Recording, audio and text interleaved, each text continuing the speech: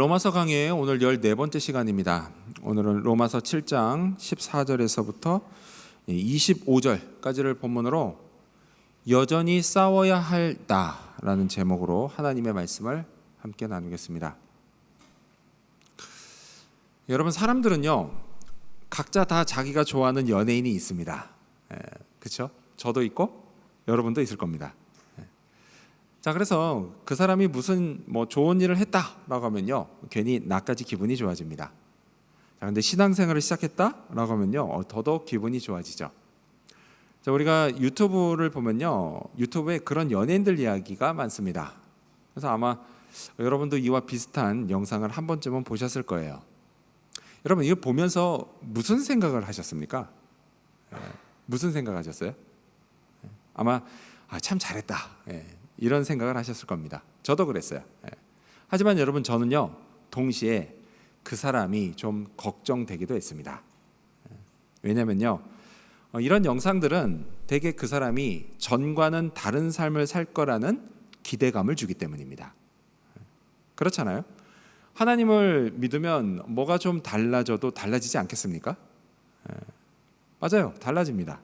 조금씩 달라지죠. 근데 문제는 그게 사람들의 기대에 미치지 못한다라는 겁니다. 사람들은요 한순간에 확 달라지고 그런 달라진 상태가 변함없이 쭉 유지되는 걸 기대합니다. 하지만 여러분, 그게 가능한 일인가요? 가능하지 않죠. 잘 모르겠다라고 하시면요 여러분 자신을 한번 보세요. 하나님을 믿은 후에요 분명 달라지긴 했습니다. 좀 더 착해졌죠. 그렇다고 여러분 항상 착하게 사세요? 그렇진 않죠. 빈도가 좀 줄긴 했지만요 여전히 우리는 나쁜 짓을 합니다. 죄를 짓기도 하고요, 막 남들에게 상처를 주기도 하고요, 속이기도 합니다. 그러니까 아무리 하나님을 믿고 교회를 출석하고 되게 영적으로 보여도요 인간은 연약해서 또 죄를 짓습니다. 그런데 연예인이라고 안 그러겠습니까? 다 똑같죠. 인간은 원래 다 그런데. 하지만 이런 사실과 상관없이요 사람들은 신앙생활을 시작해도 달라진 게 없다면서 그 연예인을 손가락질합니다. 그리고 이번에는 그 연예인만 욕하는 게 아니죠. 그냥 하나님까지도 싸잡아서 욕하고 비난을 합니다. 자, 그 연예인이요 그런 말을 들으면 마음이 얼마나 힘들겠습니까? 시험에 들기도 하고요, 차라리 믿지 말 걸 그랬나, 이런 회의감도 듭니다. 이게 다 고난이에요. 이런 고난을 견디면서 신앙생활을 꾸준히 이어간다는 거 참 힘든 일입니다. 그래서 그 심정을 공감하기 때문에 제가 그 연예인을 걱정하는 겁니다. 아무튼 자, 이런 예를 통해서 알 수 있는 몇 가지 사실이 있습니다. 첫째는 사람들은요 누가 하나님을 믿으면 좋은 쪽으로 달라질 거라고 기대한다라는 겁니다. 그리고 둘째는 이런 기대에 늘 부응할 수는 없다라는 겁니다. 그리고 마지막 셋째는 그래서 부응하지 못하면 엄청난 비난을 받는다라는 겁니다. 이게 현실이에요. 그리스도인들은요 이런 현실에서 자유로울 수가 없습니다. 이런 일이 연예인들에게만 생길까요? 아니죠. 평범한 사람인 저와 여러분에게도 얼마든지 생길 수 있습니다. 이거는요 피할 수 없는 현실이에요. 그러니까 여러분, 만약에 여러분 주변에 있는 사람들 중에 누가 진짜 하나님을 믿는 게 맞나 싶을 만큼 실망스러운 말과 행동을 해도요 너무 비난하지는 말길 바랍니다. 그리고 또요 자기는 절대 그런 잘못하지 않을 거라고 그렇게 너무 교만하게 생각하지도 말기를 바랍니다. 반대로요 그 사람의 그 연약한 모습을 보면서 그걸 교훈 삼아서 자기 자신을 잘 살필 수 있기를 바랍니다. 자, 그런데 여러분 그거 아세요? 사도 바울도 이런 자신의 문제를 놓고 심각하게 고민을 한 적이 있었다는 사실을 말이죠. 바울도요 저와 여러분과 똑같았습니다.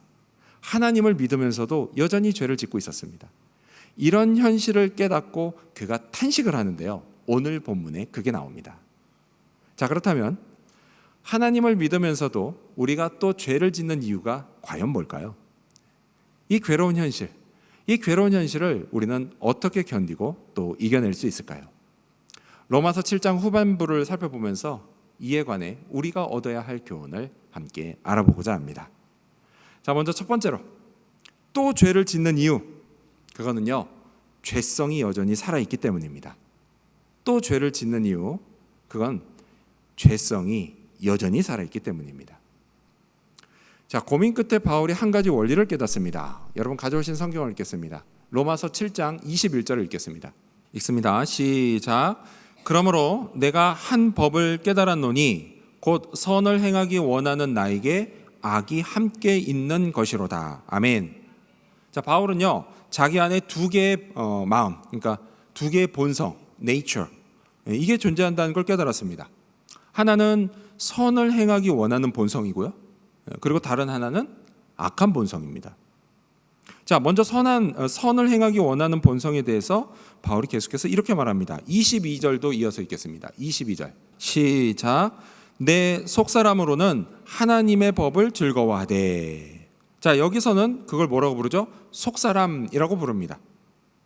여러분, 바울은요, 어릴 적부터 일찍 유대교에서 신앙생활을 시작했습니다. 그래서 그때부터 이미 하나님을 알았어요. 율법도 알았어요. 자, 그리고 또 하나님의 그 선하신 성품이 율법에 담겨 있다는 것도 알았습니다. 그래서 어떻게 해요? 율법을 열심히 지켰습니다. 그렇게 하면 하나님의 선하신 성품을 닮을 수 있을 거라고 믿었기 때문입니다. 자, 이런 마음이 뭐냐? 선을 행하기 원하는 본성입니다. 자, 이런 좋은 본성이요, 바울은 물론이고 오늘 저와 여러분 안에도 있습니다. 자, 그러면서 동시에 바울은 자기 안에 악이 함께 있는 것도 깨달았습니다. 그리고 14절에서는 이걸 죄라고 부릅니다. 우리 14절도 읽겠습니다. 14절 시작. 우리가 율법은 신령한 줄 알거니와 나는 육신에 속하여 죄 아래 팔렸도다. 자기가 어떻게 됐다고요? 죄 아래 팔렸다라고 합니다. 여러분, 로마서가 기록될 당시에요, 사람이 팔린다라고 하는 건 뭐냐? 누군가의 노예가 된다, 이걸 뜻하는 겁니다. 노예는요, 주인이 시키는 대로 합니다. 따라서 죄에게 팔려서 죄의 노예가 되면 어떻게 해요? 나는 어떻게 해요? 죄가 시키는 대로 다 하게 되는 거예요. 그래서 죄를 짓는 겁니다. 자, 그럼 여러분, 이 죄가 처음에 어디서 왔을까요? 죄가 처음에 어디서 왔을까요? 성경은요, 첫사람 아담을 통해 세상에 죄가 들어왔다라고 말씀합니다. 죄가 아담의 마음속에 자리를 잡았어요. 그리고 이후에 그의 후손의 마음속에 이 죄가 계속 이어져 내려왔습니다. 그래서 지금 세상 모든 사람의 마음속에 다 죄가 있어요. 한 명도 예외 없이 다 있습니다. 이걸 죄의 본성, 곧 죄성이라고 합니다. 바울은요, 자기 마음에 이 죄성이 자리를 잡고 있는 걸 깨달았어요. 근데 바울뿐만이 아니라 오늘 저와 여러분의 마음속에도 이 죄성이 그냥 뿌리 깊게 자리 잡고 있습니다. 자, 그렇다면 여러분, 우리 마음에 두 개의 본성이 있다고 했어요. 선을 행하기 원하는 본성이 있고 죄의 본성이 있다고 했어요. 이게 마음 안에 있습니다. 자, 그럼 이 두 개의 본성이 인간의 마음 속에서 아무런 갈등 없이 조용히 잘 공존하고 있을까요? 그렇지가 않아요. 서로 끊임없이 충돌합니다. 이 인간이요, 자기를 따르게 만들려고 서로 끊임없이 싸웁니다. 자, 이걸 이해하기 쉽게 그린 그림이 많죠. 우리가 흔히 볼 수 있는 거, 애니메이션 같은 데서 보는 이런 그림입니다. 근데 이제 이 그림하고 실제가 다른 점이 있어요. 뭐냐, 여기 보면은 이 두 개의 본성이 어디 있죠? 사람의 어깨 위에 있는데요, 어깨 위에 있지 않고 마음속에 있다라는 겁니다. 이게 달라요. 그리고 거기서 막 싸우죠. 자, 그런데 우리 안에 죄의 본성이 있다? 죄성이 있다? 라고 하면요, 자연스레 이런 질문을 할 수가 있습니다. 아니, 나는 믿음으로 하나님께 의롭다고 인정을 받았는데, 의인이 됐는데 내 안에 왜 죄성이 그대로 있지? 이거 없어져야 하는 거 아니야? 이런 질문을 할 수가 있어요. 자, 이유가 뭘까요? 왜 그대로 있는 걸까요? 그거는요, 우리가 칭의를 받았기 때문입니다. 칭의를 받았기 때문이에요. 칭 뭐냐? 일컫는다, 간주한다, 이런 뜻이에요. 즉 뭐예요? 여러분, 우리는요, 여전히 죄인입니다. 죄인이지만 하나님이 우리의 믿음을 보시고 우리를 의롭다고 간주해 주신 거예요. 존재는 그대로입니다. 죄인이에요. 하지만 신분이 바뀐 거예요.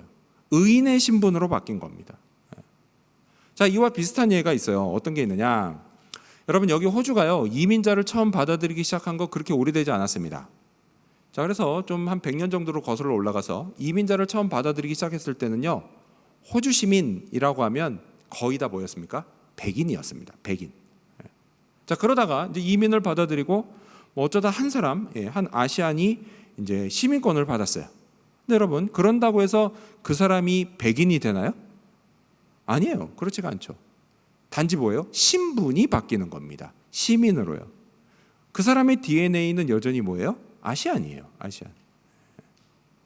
칭의를 받아서 의인이 되는 것도 마찬가지입니다. 죄인이라고 하는 존재는 그대로예요. 단지 신분이 의인으로 바뀌는 겁니다. 자, 그렇기 때문에 우리 마음속에는요 죄성이 여전히 남아 있어요. 그리고 이 죄성이 발동을 해가지고 거기에 영향을 받아서 여전히 우리가 죄를 짓고 있는 겁니다. 근데 여러분 이게요 남 얘기가 아니에요. 오늘 여기에 모여 있는 저와 여러분 우리 모두의 이야기입니다. 여러분 우리는요 하나같이 다 의롭다고 인정받은 뭐예요? 죄인들이에요. 그리고 이런 우리를 모아서 하나님이 교회를 만드셨습니다. 여러분 교회는요 원래 이런 사람들이 모여 있는 곳이에요. 죄인들이 모여 있는 곳이에요. 교회 생활, 교회 출석하고 여기 다니면서 뭐 잠깐 보면 다 천사 같아 보이죠, 교인들이. 하지만 오래 보면요 그게 아니라는 걸 알게 됩니다. 가끔은요 와 사람이 어쩜 저렇게 나쁠 수 있지? 이런 생각이 들기도 해요. 뭐 물론 이런 생각이 드는 일이 거의 없어야 하죠. 없어야 하지만 여러분 기억하세요. 아예 없을 수는 없습니다. 그게 현실이에요. 왜요? 우리는 다 죄성이 그대로 있는 인간이기 때문이에요. 그런 인간들로 모여 있기 때문이에요. 근데 여러분 이런 우리의 현실을 하나님이 모르실까요? 아세요. 근데 그럼에도 불구하고 하나님이 우리를 포기하지 않으십니다. 이게 교회의 신비예요. 정상이 아닌 것 같은데 정상인 것. 사람들 생각에는요 교회에는 다 착한 사람들만 있어야 정상인 것 같아요. 하지만 실은 그렇지가 않은 게 정상입니다. 하나님이 만드신 교회, 죄인들이 모여 있는 곳이에요. 그럼 하나님이 우리 인간들처럼 죄인이라고 막 쫓아내요? 아니잖아요. 쫓아내기는커녕 어떻게 하십니까? 하나님이 절대 그 사람 포기하지 않으십니다. 자기 자녀로 삼으시고요 백성으로 삼으세요. 근데 여러분 이게 누구라고요? 여러분 자신이에요. 여러분 자신. 저를 포함해서. 죄인 중에 괴수 같은 바로 나 자신이에요. 이런 나를 택해서 자녀와 백성이 되게 하시고요 또 교회가 되신 하나님, 여러분 우리가 이 하나님께 늘 감사하기를 바랍니다. 다시 로마서로 돌아와서요 자기 마음속에 선을 행하고자 하는 본성과 그리고 죄의 본성이 함께 있는 걸 깨달은 바울이 이런 고백을 합니다. 15절을 읽겠습니다. 시작. 내가 행하는 것을 내가 알지 못하노니 곧 내가 원하는 것은 행하지 아니하고 도리어 미워하는 것을 행함이라. 자, 이 바울의 고백처럼 우리도요 내 마음은 착한 말과 행동을 하고 싶은데 오히려 나쁜 말과 행동이 나올 때가 있어요. 나도 모르게 입에서 욕이 나옵니다. 비난하고 정죄하는 말이 나와요. 막 비꼬는 말이 나옵니다. 이것 때문에요 여러분 뭐 아내나 남편 또 자식들에게 여러분 우리가 지금까지 얼마나 많은 상처를 줬습니까? 근데 여러분 교인들끼리도 그래요. 교인들끼리도. 여러분 우리는요 교인들이 서로 사랑해야 한다는 거 너무 잘합니다. 진짜 귀에 못이 박히도록 들었어요. 그리고 실제로 여러분 마음에 우리 마음에요 내가 진짜 우리 교인 사랑해야 되겠다 이런 마음 가지고 있습니다. 가지고 있어요. 하지만 참 희한하게도요 오히려 반대로 할 때가 있어요. 그래놓고 나중에 후회하죠. 우리 학생들과 청년들 그리고 우리 장년들이 다 그래요. 공부하고 또 뭐 사회생활 할 때도요 우리가 하나님의 말씀을 따라 정직하게 공부하고 또 정직하게 일하고 돈을 벌어야지 이렇게 마음을 먹습니다. 하지만 참 희한하게도요 어떤 결정적인 순간에 자기도 모르게 남들을 속이려고 할 때가 있습니다. 그런 유혹에 넘어갈 때가 있죠. 그만큼 뭐예요? 우리 마음속에서 역사하는 이 죄성의 힘이 세다는 겁니다. 이 죄성이요 참 무서운 존재입니다. 여러분, 우리는요, 이게 남들 얘기가 아니라 바로 내가 죄성의 영향을 받는다는 걸 꼭 기억해야 합니다. 그래서요, 뭐 우리 가족이나 아니 뭐 우리 교인이 이것 때문에 넘어지는 거 볼 때요, 나도 똑같이 넘어질 수 있겠구나, 이런 생각을 해야 됩니다. 비난하고 막 정죄하기보다는요, 먼저 공감하려고 하고 또 불쌍히 여기려고 해야 합니다. 그리고 그 사람의 회복을 위해서 꼭 기도해야 돼요. 그가 잘못을 뉘우치고 돌이키게 해달라고 기도해야 합니다. 근데 여러분, 그렇게 기도해도요, 금방 회복되지 않을 수 있어요. 그럼 그럴 때 우리가 어떻게 해야 돼요? 그럴 때는요, 좀 더 기다려주는 겁니다. 좀 더 참아줘야 되는 거예요. 근데 여러분, 기다려주고 참아주는 거 마음 편해요? 안 편하죠. 저처럼 성질 급한 사람들은요, 진짜 힘듭니다. 그럼 그때 우리는 어떻게 해야 돼요? 그때는요, 예수님을 생각해야 됩니다. 예수님. 히브리서 12장 3절은 우리에게 이렇게 말씀하죠. 너희가 피곤하여 낙심하지 않기 위해 죄인들이 이같이 자기에게 거역한 일을 참으신 일을 생각하라. 그렇습니다, 여러분. 우리가요, 예수님을 생각하면서 조금만 더 참읍시다. 그런 우리를 하나님이 귀하게 여기십니다. 은혜를 베푸시고 좋은 상을 주십니다. 이걸 믿으시기 바랍니다. 그러면서 계속 자기 자신을 살피십시오. 죄성에 끌려가지 않도록 여러분 기도하십시오. 반대로요, 선을 행하고자 하는 본성을 따라 살 수 있도록 기도하십시오. 기도하면서 영적으로 깨어 있으십시오. 성령을 의지하려고 애쓰십시오. 예수님처럼 말하고 행동하려고 노력하십시오. 그런 여러분이 성숙한 사람입니다. 영적인 어른입니다. 하나님이 기뻐하시는 사람입니다. 이 사실도 믿으시기 바랍니다. 이러한 믿음으로 죄성이 아닌 선을 행하고자 하는 본성을 따라 살아가는 저와 여러분이 되시기를 축원합니다. 왜 여전히 우리는 죄를 지고 살까요?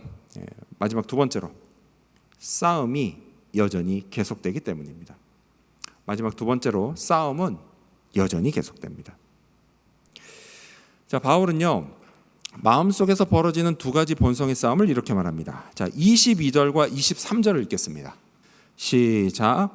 내 속사람으로는 하나님의 법을 즐거워하되 내 지체 속에서 한 다른 법이 내 마음의 법과 싸워 내 지체 속에 있는 죄의 법으로 나를 사로잡는 것을 보는도다. 아멘. 자, 여러분 계속 보세요, 성경을. 여러분, 이 짧은 두 구절에요, 법이 여러 번 나옵니다. 그렇죠? 무슨 법, 무슨 법. 제가 이걸 좀 정리해 드릴게요. 자, 먼저 23절에 나오는 한 다른 법과 그리고 죄의 법, 이건 둘 다 죄성을 의미합니다. 같은 거예요. 자, 그리고 22절에 나오는 하나님의 법을 즐거워하는 내 속사람, 그것과 23절에 나오는 내 마음의 법, 이게 둘 다 같은 건데 앞서 우리가 살펴본 선을 행하기 원하는 내 본성, 이걸 의미합니다. 바울은요, 서로 다른 이 두 개의 본성, 그러니까 죄성과 내 본성이 자기 마음 안에서 싸우고 있다고 말합니다. 우리도 마찬가지죠. 마음 안에서요, 선을 행하기 원하는 내 본성과 죄를 짓게 만드는 죄성이 서로 싸웁니다. 끊임없이 매일 치열하게 싸웁니다. 자, 그럼 여기서 궁금한 게 또 있어요. 뭐냐? 그건 이 싸움이 왜 여전히 벌어지고 있느냐라는 것입니다. 여러분, 성경은요, 2000년 전에 예수님이 마귀, 사탄의 일을 멸하셨다라고 말씀합니다. 여러분, 마귀의 일이 뭘까요? 마귀의 일. 사탄이 하는 일이 뭘까요? 네. 괜찮아요. 대답 안 하는 사람보다는요, 틀려도 대답하는 사람이 훨씬 잘하는 겁니다. 망하는 거. 망하는 거예요? 예, 맞아요. 그거예요. 죄 짓게 만들어서 망하게 만드는 거예요. 그게 사탄이 하는 일이에요. 죄 짓게 하는 거예요. 사람 죄 짓게 만드는 거. 자, 그런데 그 일을 예수님이 멸하셨다라고 성경이 분명히 말씀해요. 우리 함께 읽어볼까요? 스크린 보시면서. 요한일서 3장 8절입니다. 시작.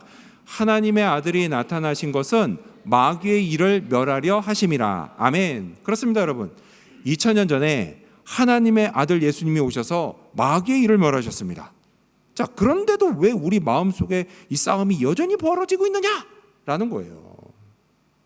그 이유는요, 지금 우리가 D-Day와 V-Day 사이를 살고 있기 때문입니다. 자, 원래 D-Day는 뭐죠? 2차 세계대전 때 연합군이 이 노르망디 상륙 작전을 개시한 날이에요. 그게 D-Day입니다. 자, 독일의 침략으로 전 유럽이 죽음의 시간을 보내고 있었습니다. 자, 그러던 어느 날 1944년 6월 6일 드디어 D-Day가 밝았습니다. 연합군은요, 맹렬한 저항을 뚫고 상륙에 성공합니다. 자, 이날 연합군의 승리는요, 반대로 독일군에게는 전쟁에서 항복하게 될 결정적인 패배였습니다. 결정적인 패배였어요. 하지만 여러분, 그렇다고 해서요, 이날 전쟁이 끝난 거 아닙니다. 연합군이요, 완전히 승리하는 날, 곧 빅토리 데이, V-Day가 올 때까지는요, 전쟁은 여전히 계속됐습니다. 자, 이걸 신앙적으로 보면 이래요. 우리의 D-Day, 그건 2000년 전에 예수님이 이 땅에 오신 날입니다.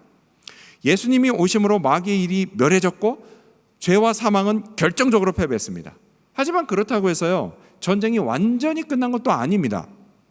예수님이 다시 오시는 날, 곧 예수님이 재림하시는 날, 그날 완전한 승리와 함께 전쟁이 끝납니다. 그날이 우리의 빅토리 데이예요. V-Day입니다. 그래서 그날이 올 때까지는 이 싸움이 여전히 계속되는 겁니다. 우리 마음 안에서 선을 행하고자 하는 본성, 그리고 죄의 본성이 그냥 여전히 싸움을 벌이는 겁니다. 그랬더니 이거 희망이 없네.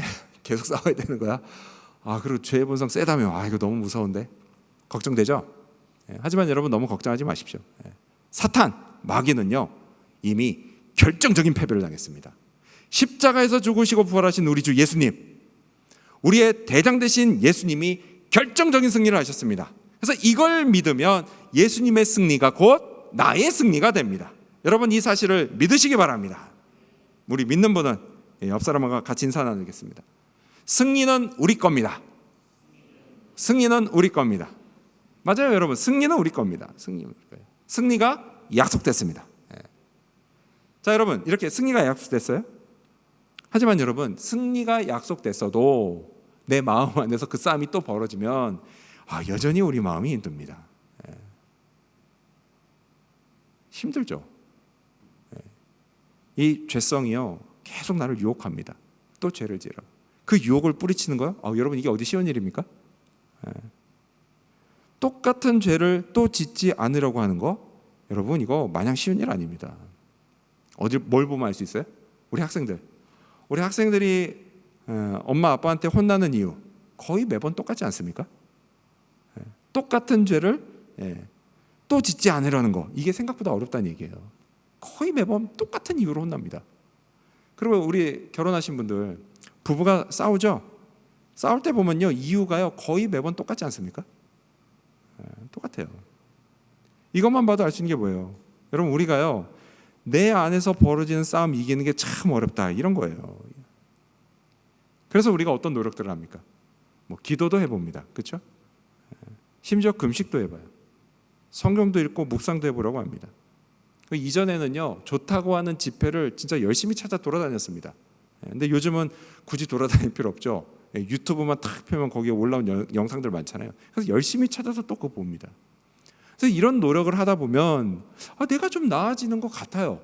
좀 좋아지는 것 같습니다. 하지만 여러분, 이게요, 오래 갑니까? 오래 가지 않아요. 잠깐은 좋아지는 것 같아도요, 결국 다시 원래 자리로 돌아옵니다. 또 죄를 짓죠. 또 싸우죠. 또 거짓말하죠. 또 음란한 걸 찾죠. 또 술에 취하려고 하죠. 기타 등등 또 무너집니다. 이렇게 또 무너지는 자기 모습 보면서 실망하고 막 낙심해버려요. 이럴 바엔 차라리 신앙생활 하지 말 걸 그랬나, 막 이런 생각도 듭니다. 괜히 시작했네. 막 자기 모습이 별로 나아지는 거 보이지 않으니까요, 막 마음만 힘들게 하는 것 같아서 굳이 내가 이렇게 힘들게 신앙생활이란 거 할 필요가 있나 생각이 드는 거예요.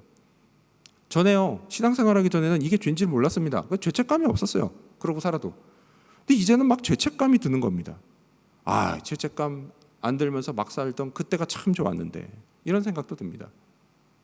그래서 이런 생각들이 계속 들다 보면요, 신앙생활이 점점 피곤하게 느껴집니다. 예배하고 찬양하고 기도하고 말씀을 듣고 성경을 읽고 이런 것들이요, 그냥 다 귀찮아져요. 그러다 귀찮아지면 어떻게 돼요? 결국 그만두는 거예요. 그만둡니다. 그게 아니면 어떻게 해요? 멀쩡하게 신앙생활 잘하고 있는 사람을 괜히 트집 잡죠. 막 비난하죠. 냉소적으로 대합니다. 아니, 자기가 힘드니까 남들도 힘들어야 된다 그런 겁니까? 무슨 놀부심보도 아니고 그런 게 어디 있습니까? 여러분, 이게 다 누가 우리를 이렇게 만드는 거라고요? 죄가 우리를 이렇게 만드는 겁니다. 죄가요, 우리를 철저히 붙잡고 늘어집니다. 여러분 마음속에 있는 죄성 가볍게 생각하지 마십시오. 한 번 붙잡히면요, 떨쳐내기가 참 어렵습니다. 나를 사로잡아서요, 또 나쁜 생각을 하게 만들고 또 나쁜 말과 행동을 하게 만듭니다. 그래서 결국 나를 파탄내버립니다. 누굴 파탄내요? 나를 파탄내요. 나를 나쁜 사람으로 만들어버려요. 주변 사람들이 다 꺼리는 그런 사람이 되게 만듭니다. 여러분은 그런 사람 되고 싶으세요? 저는 싫습니다. 저는 그런 사람 되고 싶지 않아요. 여러분 그렇다면요, 우리가 꼭 기억해야 됩니다. 여러분 우리는요, 내가 죽을 때까지 내 주변에 늘 남들이 있습니다. 인간관계라고 하는 그물망 안에서 우리는 죽을 때까지 살아가요. 그런 남들에게 어떻게 해야 할까요? 주님이요, 아주 확실한 가르침을 주셨습니다. 우리 스크린 보시면서 같이 읽어볼까요? 마태복음 7장 12절입니다. 시작. 그러므로 무엇이든지 남에게 대접을 받고자 하는 대로 너희도 남을 대접하라. 이것이 율법이요 선지자니라. 아멘. 여러분, 이 주님의 말씀에 순종하십시오. 학생들은 부모님께 그러고요, 또 부모님들은 자녀들에게 그렇게 하시고요, 부부는 서로에게 그렇게 하시고, 교인들도 서로에게 이 주님의 말씀대로 순종하시기 바랍니다. 그게 여러분이 살 길이고 우리가 살 길입니다. 이를 믿고 따르시기를 바랍니다. 자, 다시 로마서 본문으로 돌아와서요, 죄와 싸우는 건요 진짜 힘든 일입니다. 얼마나 힘든지 바울이 이렇게 탄식합니다. 우리 24절 여러분 성경 보시면서 읽겠습니다. 7장 24절 시작. 오호라, 나는 곤고한 사람이로다. 이 사망의 몸에서 누가 나를 건져내랴. 공고하다, 이거는 비참하다, 이런 뜻이에요. 얼마나 힘들면 바울이 자기를 비참하다고까지 했겠습니까? 이 죽을 몸을 누가 나를 좀 건져달라고까지 이렇게 탄식을 했겠습니까? 그만큼 참 힘든 일이에요. 혹시 여러분 중에요, 바울보다 괜찮은 신앙인이 있으십니까? 내가 생각했을 때 나는 그래도 바울보다 괜찮은 신앙인인 것 같아. 뭐 이렇게 자신 있게 손들 수 있는 사람 있으세요? 없을 겁니다. 따라서 여러분, 바울이 이러면 우리는 오죽하겠습니까? 여러분은 바울처럼 탄식해 본 적 있으세요? 나를 유혹하는 죄, 나를 사로잡는 죄, 이 죄의 힘을 뿌리쳐 보려고 진짜 탄식까지 하면서 싸워본 적 있으세요? 그러다 결국 이길 수 없는 자신의 연약함 깨닫고 깊은 절망에 빠져본 적 있으십니까? 바울이 뭐라고 탄식하죠? 누가 나를 이 죽을 몸에서 건져낼 수 있을까라고 탄식합니다. 여러분, 우리도 이렇게 탄식해야 돼요. 죄가 나를 유혹하고요, 나를 사로잡으려고 할 때 진짜 저항 한번 안 해보고 그냥 끌려가지 마시고요, 탄식하면서 저항해야 됩니다. 계속 남들을 시기하고 질투하라고 죄가 나를 유혹할 때요, 아니야, 나는 안 그럴 거야 라고 저항해야 합니다. 승질 부리면서 싸우라고 죄가 나를 또 사로잡으려고 할 때요, 아니야, 나는 안 그럴 거야 라고 저항해야 됩니다. 제대로 저항 한번 안 해보고 그냥 매번 넘어가고 또 사로잡히는 사람은요, 여러분 그런 사람은 신앙생활을 한 연수가 아무리 길어도요, 겉으로는 영적인 것처럼 보이려고 해도요, 사실 그 사람은 영적인 사람 아닙니다. 영적으로 살아있지 못하고 죽어가는 사람이에요. 진짜 영적인 사람? 영적으로 살아있는 사람은요, 죄에게 저항하는 사람입니다. 죄에게 저항하는 사람이에요. 저항하다가 절망을 느끼는 사람이에요. 그래서 바울처럼 탄식하는 사람입니다. 근데 여러분, 바로 여기에 복음이 있어요. 복음이. 이런 절망에서 우리를 건져주실 분이 있다는 겁니다. 바로 나의 구원자이신 예수님이십니다. 십자가에서 우리의 죄 문제를 해결해 주신 예수님이십니다. 이를 통해서 우리의 모든 불의를 깨끗하게 해주신 예수님이십니다. 예수님이 건져주십니다. 믿으시기 바랍니다. 바울은요, 마침내 이런 고백을 했습니다. 25절을 보면 우리 주 예수 그리스도로 말미암아 하나님께 감사하리로다. 아멘. 그렇습니다. 여러분, 예수님 믿으십시오. 굳게 믿으십시오. 내 안에서 또 싸움이 벌어지면 예수님께 집중하십시오. 의지하십시오. 그러면 예수님이 싸우십니다. 내게 성령을 부으셔서 죄성이 아니라 성령을 따르게 하십니다. 성령을 따라서 생각하고 말하고 행동하게 하십니다. 성령에 사로잡혀 살게 하십니다. 여러분, 따라서 관건은 예수님을 바라보는 겁니다. 성경이 우리에게 이렇게 말씀합니다. 히브리서 12장 2절을 보면 믿음의 주요 또 온전하게 하시는 이인 예수를 바라보자. 아멘. 그렇습니다, 여러분. 여러분, 우리가요 예수님을 바라봅시다. 어쩌다 한두 번 보고 마는 게 아니라 꾸준히 바라봅시다. 그러면 됩니다. 여러분, 예수님은요 우리의 구원이십니다. 소망이십니다. 능력이십니다. 우리가 믿고 의지할 분이십니다. 그러니 우리가 예수님을 바라봅시다. 이런 우리에게 성령이 역사하십니다. 하나님이 축복하십니다. 남들에게 사랑과 존중을 받게 하십니다. 우리를 통해 하나님의 일이 일어나게 하십니다. 주님의 비전이 이루어져 갑니다. 이 사실도 믿으시기 바랍니다. 이러한 믿음으로 더 이상 죄 아래 팔려 살지 않고 이제는 예수님과 함께 승리하며 살아가는 저와 여러분, 그리고 우리 이음지구촌교회 모든 성도님들이 되시기를 주님의 이름으로 축원합니다. 기도하겠습니다.